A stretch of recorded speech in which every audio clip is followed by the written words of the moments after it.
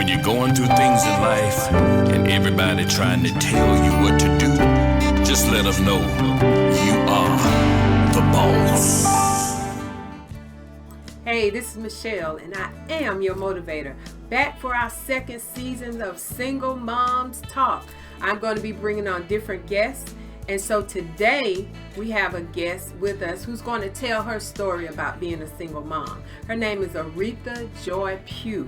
So I want you to tune in and get ready. Contact somebody, call somebody, let them know that Single Mom Talk is on. And we're going to get ready to hear about some issues that single moms deal with and how did they get through it? What was their technique? Or maybe it will be an inspiring to someone who's going through that situation right now, and they can help be able to go through in a different manner rather than having to go through and not knowing any information. Because as a single mom, we deal with some situations and we don't know how to get out. So today, I want you to welcome my guest, Areatha Joy Pugh, and she's going to give her story. How are you today, Areatha? I'm good. How are you? I appreciate you coming on, sharing your story, because a lot of the information that you're going to give is kind of intimate. It may be not something that's going to shine a light on you, but it will give people an opportunity to see that you can make it as a single mom. How many children do you have? I have two. I have a boy, 20, and I have a 16-year-old son. And how long were you a single mom? I'm still a single mom. Okay. I left Tuskegee, Alabama in 2010. Okay. And I wanted to be in a more diverse area because the area that we lived in is a small town. And I decided to pack up my car with just clothes and leave Tuskegee, Alabama with my children. We went to Chicago. We originally went to Chicago because I had family there. And it didn't work there. So we ended up here in Georgia. And I advise anyone before you move to a place to make sure you research, because that's what I didn't do. And we fell on hard times, and it's still been a journey, but we've gotten a little bit better through the journey. It's still a tedious journey. Okay, Areatha, when you say hard times, can you give us like some information? I know this is kind of hard because I've been there too, but can you give our viewers like some information about what do you mean research? Because you didn't research, you fell on hard times. I don't have any family here. That's the first thing. I didn't job search the area to know, thoroughly. I didn't do a thorough research job-wise. Make sure you need to have kind of like a foundation when you go to an area to help. So if you go through something, you can be able to call and say, hey, my son got sick at school. Can I use you as a contact person to pick my son up from school? I fell on that because I didn't know anyone here. So that became an issue. So when you say hard times, other than, what else did you deal with coming to Atlanta? Luckily, when I went to a workplace, I met up with a few friends there and stayed with friends sometimes just to, make ends meet or to get where I needed to be on the next level. So you're saying so that we could take showers and be clean, because my son had to go to school. So we joined the gym and paid the membership fees so that we were able to take a shower and be clean. We always think you got to have a specific way, like you got to have a house or apartment to be able to stay clean. Now, I would have never thought of joining the gym be able to We joined the gym, and that's how we God, that's awesome. See, most people don't think of that. Even with me and my family living in a hotel, and we've been there 2 years. People have a problem with accepting that as a norm. And so for a long time, me and my kids were embarrassed about living in a hotel.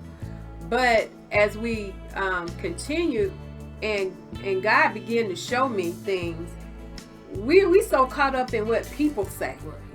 And when you get caught in what people say, it puts you in a place where you lose focus. You lose focus, and you're trying to meet what they say. Who is they? Right. Whoever they is. I want to meet them one day. You gotta kind of focus on your situation. When you focus on what people say, you lose focus on maintaining yourself and being supportive for your family. You lose focus. So you can't worry about what they say. You gotta stay focused on your situation so you can make it through your situation, so you can survive through your situation. in a positive manner, because if you lose focus, then you can become depressed. Your children will become depressed. So you kind of got to stay upbeat. So how do you do that? Explain to them, if you're living out of your car, you're showering in a gym, and your kid has to go to school. You have to think about how he's feeling or she's feeling. How do you survive not getting depressed in that situation? I kept his routine normal as much as possible. I took him around his friends. He wanted to do things with his friends. I made sure I kept him around his friends, things that kept him motivated. Okay. I didn't think about me. It was about my kids at the time, what they wanted. Okay. If they wanted to go somewhere with their friends, I made sure I still kept them doing things with their friends. It was about them at that point, to keep them from getting depressed. If he wanted to go to the movies, I made the sacrifice to get him to the movies. So always keeping their kids upbeat and trying to keep their kids at a point of not feeling depressed. How did you stay in a place of not being depressed or not giving up? It was staying connected with my higher power, with my creator, my God. That's where your faith comes in. Okay. You have to keep God in your plan. You can't leave him out. You have to have a spiritual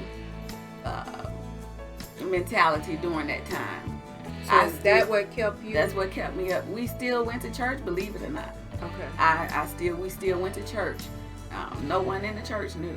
Did they not know because you didn't tell them? I didn't tell them. Okay, so was that a pride issue? I would say it's a pride. I do admit I have. That's another thing that's of a hindrance. Pride, it's a hindrance.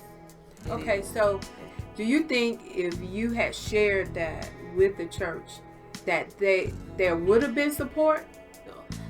Churches are not like they used to be. You can say, hey, I'm on hard times and what have you, but that's a lot of reasons why people feel like they can't go to the church now.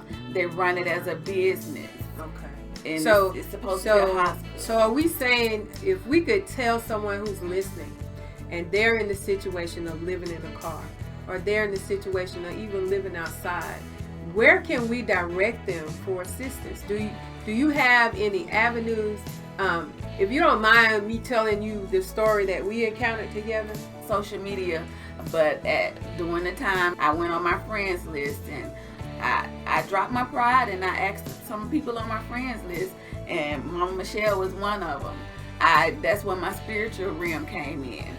I would look on my friends list and I would just say, Lord, lead me to somebody that I could ask, and hopefully they won't talk about it. And it's a shame that you have to worry about if somebody's going to talk about you know, you're going through it already. You don't want to be kicked. But when she gave me a call, actually, I don't know how we got connected that day. Oh, she texted me and said... I use Facebook. Yeah, and you texted me and said, do you know someone that has a room? That's how I got started. Yeah. So I went through every avenue, and this is sad. I went through every avenue I knew as pastors, as churches, and one pastor said that they would help, but they referred you to DHR. I love my kids. I want to keep my kids. I'm just on a hard times right now. I need some genuine help. I don't need the state to get involved. I pay taxes too, but you know, I'm just on hard times right now. I don't want to go through DHR. And they refer you to DHR is a sad testimony for people that say they love God and they love God's people. So I was not successful in assisting her in trying to find out. I even went to my kids and said, okay, we living in a hotel, we in one room. I asked them, how would you feel if we had to have somebody else come in? And my son said, well, Mom, I would sleep on the floor. And so I know that we were in a situation. I felt like it was me. So I felt bad like the whole time because I didn't have the money. I couldn't make a connection. I went to everybody I could. And it's sad when you get to the point that single moms with kids cannot even go to the church. And I've been in church all my life. If the pastors and the churches do not come to a point where we're supposed to be assisting people that are hurting, not pushing them out. It's a sad day. It's a sad day. People that are hurting, their souls are hurting, their spirits are hurting. We should be able to go to the church and get a healing. And sometimes it's a financial healing. And I know some people abuse it, but for the people that are not abused, that are not trying to abuse it, help them, right, whether they're a member or not. Hurting souls, and the church is supposed to be there to rescue hurting souls. Yeah. So help. Yeah. Help. And that's always. A cry out. That's a cry out, a genuine cry out. To every church. To every church. DHR wants to get involved to take and to kill and destroy. That's of the enemy. But the church is supposed to be a healing source. Yeah. And to send a hurting source, a hurting spirit to DHR, that's not helping. That's hurting. So if the church can't help a person in a time of their hurt, then that's, and I'm not giving the church a black eye. I've been in the church all my life, but help. Don't hurt them anymore. They're already hurting. They need help, genuine help. Okay. There have been times that the church did help. So we're not going to put it out there right. that the church every church doesn't do that. No. But I've had pastors aim out of their pockets, not even going to their church, but to help me. So it's not everybody. It's not every and we church. Don't want to single. No, we do want the church to become a foundation right. that they're supposed to be. Right. So is there anything else that you would like to tell our audience, or is there, in your final words, to say anything? Would you like to encourage someone? Look in our camera and look out there in the audience. There's someone that's in your situation, have been in your situation, is at the end of the rope. And there have been times I've been at the end of the rope, but I've never used the rope to strangle myself. It's no option to stop. When you got kids, it's no option. And you don't have to go sell yourself right. to feed your kids. My words of encouragement is to keep your head up, keep your heart humble, and you have to drop your pride. And back in the day, we used to say it takes a village to raise the kids. Well, this is 2019. It takes the world, the village, to raise and help the community. Help a hurting soul, a hurting spirit, a hurting heart. Can you just give them about 5 seconds? This is a 5-second save your life word that you're going to give a single mom. What would you say to them? Pray in abundance. Keep your head up, my sister. It could be a father. Keep your head up, my single father. Single parents, keep your head up and stay prayerful. Okay. We're going to continue to talk to single moms and talk about issues. See, the problem is nobody wants to talk about it. We want to talk about people, but we don't want to talk about the situation. And until we put a thumb on the situation, this will continue to happen. So this is Michelle, and I'm your motivator for Single Moms Talk.